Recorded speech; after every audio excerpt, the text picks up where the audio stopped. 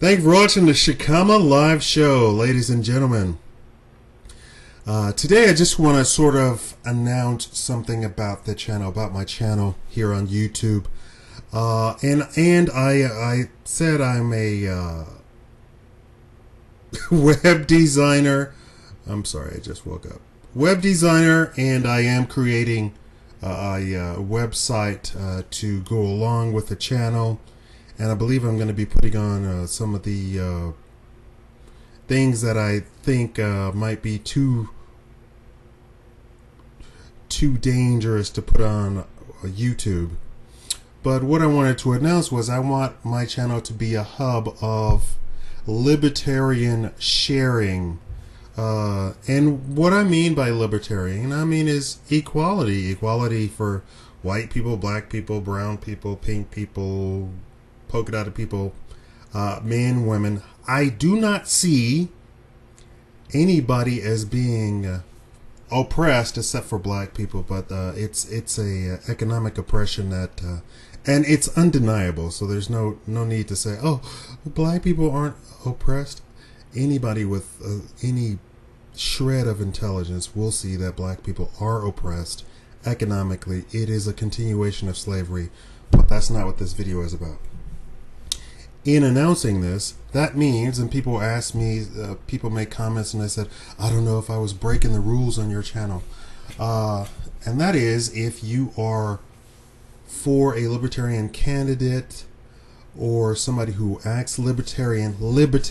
That means equality. That means somebody who's against subsidies. That means somebody who's against taking bribes, against taking kickbacks or giving kickbacks for awarding contracts. If you are for somebody like that, you are more than welcome to not only announce them, but to give some sort of background. So that means no Democrats. I don't think there is a libertarian Democrat. Let's be honest. I mean, Democrats are for big government, big government, big government. Democrats voted 100% for Obamacare, and Obamacare is nothing but big government. That's all it is. To a man, none of the Republicans voted for Obamacare. That doesn't mean that they're necessarily libertarian, but it's a good start, right? It's a good start, even though the rhinos in the Republican Party are for big government. Of course, now they are, the rhinos are coming out for Obamacare. So I said all of that to say, if you have something that you want to say about Rand Paul, you are more than welcome to debate that and discuss that on my channel, any of my videos, actually. I mean, so if I say Detroit is in the media is being propped up as being caused by black people, and when we take a look and then I do my analysis and I say the black people who are left there are the lower middle class and the lower class, so it's impossible that they were the ones to cause a bankruptcy in Detroit, and nor was the black city council that's there now, because Detroit has been in the grips of Democratic control for 60 years. And just like people say, well, you can't blame Obama for something that has been happening. Sure, no, you can't blame Obama, but you know what?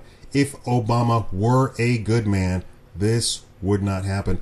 He, as president, since now he has dictatorial powers, is able to tell Congress what to do, is able to tell all of these agencies what to do, and these agencies can tell the states what to do. He could have single-handedly, within 30 days of him walking into office in 2008, fixed the economy.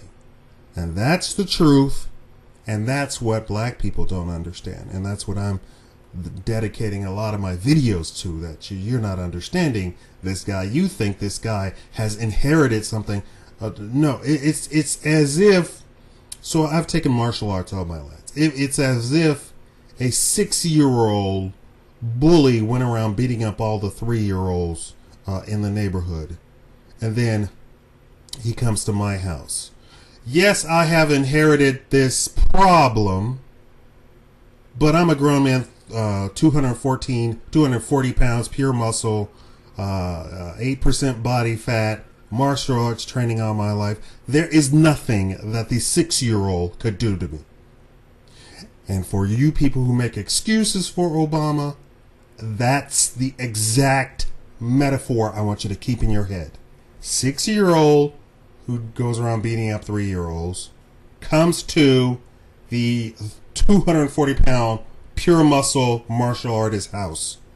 Who is going to be blamed? That's not something inherited. That's not a really inherited problem. You know why? Because Reagan inherited a terrible, well, even worse than this. There were gas lines wrapped around the blocks, and they were threatening all sorts of kidnappings of American citizens. Terrorists were all over the place. Blah blah blah. Yada yada yada. And we came out perfectly fine. So no, not buying it. And this is what I mean by libertarian. So we need to reduce the government. You can discuss this. You can discuss candidates that you like. You can discuss cities that you think are fantastic. Like there's a city who has only a city council. They pay for the police, and that's it. Everything else is hired out. Their trash people are hired out. Everything is hired out. Everything is hired out. And they operate within a budget that's like 1 million or something ridiculous. Or it's not even 1 million. I think it's like 500,000. So they get 500,000. They pay their salaries, and that's it. That's police and the city council. That's it. The rest is all I can't recall the name of the city. Anyway, I just wanted to announce that my channel is for a hub of discussion of libertarian small government ideals. And I think for black people, libertarian and small government is the best possible thing, because you don't have to pay all these taxes. You don't have to, and hopefully we can one day get rid of property taxes, because if you have property taxes, that means you never actually own any property in the United States. If they can tax your property, if they can put a lien on your property, they can take your property.